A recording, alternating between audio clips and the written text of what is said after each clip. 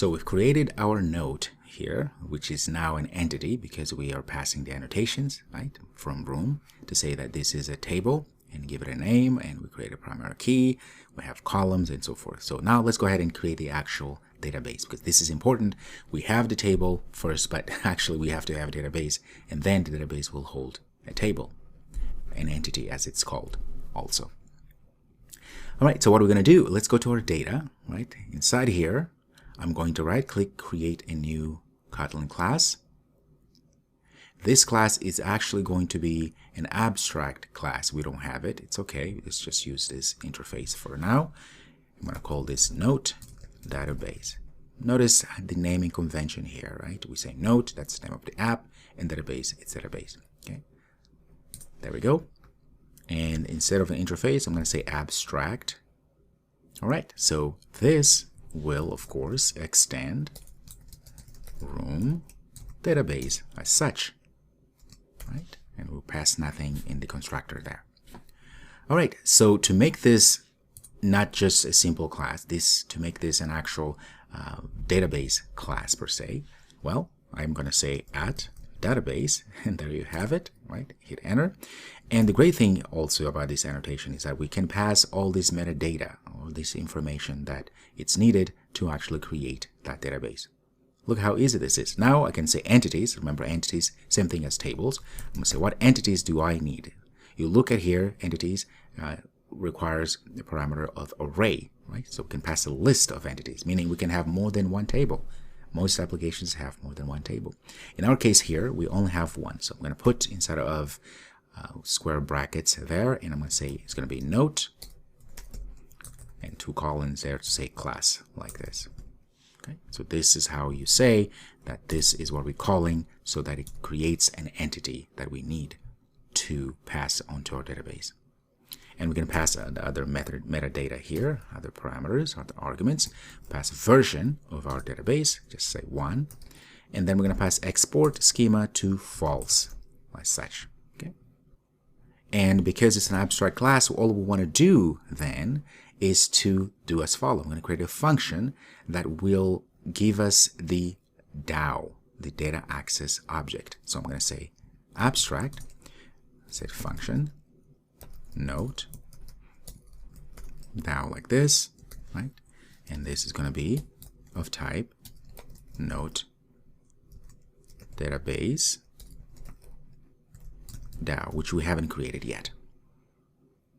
Again, what are we doing here? Well, next we're going to create this DAO, which is the entity that will be responsible to access the data in our SQL database. The outer classes to be able to access the data internally in our Room database. We've seen how to create, of course, the entities, the tables, right? We just created those using the model class. All of this is inside of our Room database. Okay, let's go ahead and create this note database DAO. In fact, I can come here and just say create an interface. That's what we need. We're going to extract this to there. That's fine where it is. And voila, now we have another note database DAO interface there. So what is that we're going to do? Now, this is not going to be just any other DAO data access. This has to be a Room DAO. So for that, again, we're going to go and pass DAO like this, or add DAO as our annotation to say this is a DAO from our Android Room, so it knows exactly what needs to happen here, so we can have access to other properties of a DAO. So the idea here, remember, is so that the DAO is able to access database, which means can read, insert, delete, update, and so forth, right? Here's where we're going to have the skeleton functions, right? That will be implemented somewhere else or called somewhere else to do the job. So look what I'm going to do here. I'm going to say @query such. Notice it's Android X Room query, right? And then here I'm going to put a string value that's going to say select all, asterisk, that means all, so everything from the table. What table? Well, look at this. I can start typing notes. Aha. Because we are in this IDE, it even knows to say, okay, I think you are going to go ahead, I think you want this notes table that we created earlier, like this. So everything is connected, right? And I noticed that I made a mistake in our database.dao. I can actually say Shift F6, and I'm going to change the database.dao, hit enter. So now everywhere this is called, it's going to be changed as well. All right, there we go. So we have this query here, and now we're going to put a function behind it. So what are we doing? We annotate this get notes function that we're going to create here as such. And let's say we're going to return a list of notes object like this. We're going to change this, of course, but we'll see that this is what we want. So what I'm doing here is that this get notes, when it's called somewhere, anywhere, it's going to say what? It's going to actually go ahead and select all from our notes and return a list of notes. That's it. When we saw the definition of Room as a tool or a library that abstracts out, it's a layer abstraction of everything else to deal with SQLite. This is what they mean. All we have to do is pass the @DAO to our interface here, and then we just query and pass in the selection here. Say select all from notes, and then append that, of course, on top of the function. So whenever this is called, it's going to return us a list of notes from our database. So this is CRUD, create, read, update, and delete. So in this case here, next I'm going to say, well, another query. And in this query here, I'm going to say, again, select all from, like, it doesn't matter if it's uppercase, but I like to put lowercase, the from. I'm going to say notes table, where, in this case, ID is going to be equal to an ID that we're going to pass. So this is the syntax. So then I'm going to create a function here called get note by ID if we need to. It's nice to have this and pass that ID. It's going to be a string type and then what is it that we want? Well, we want to return a note. Now we want to insert something. How do we do that? Yes, there is another annotation. Say insert like this. And I'm going to say fun insert. What is that one insert? A note type like this.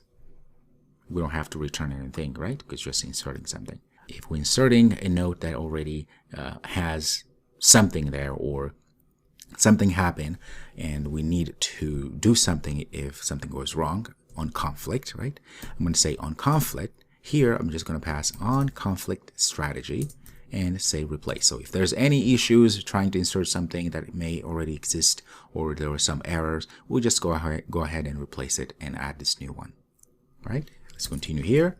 Let's say I want to update. Yes, there's update. There we go. So fun, call this update. And what is that one update? Just a note. Look how easy this is. Simple syntax. And actually we don't have to pass anything. And we can do the same we did before for on conflict. We can say on conflict strategy, go ahead and replace. There are other strategy, but we're going to just use replace.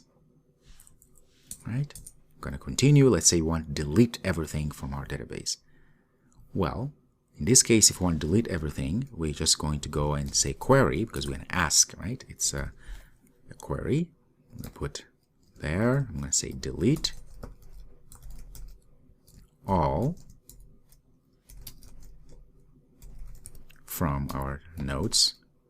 Oh, why do I need all? It's just a delete from. This will delete, say, notes table. All right. So fun, delete all.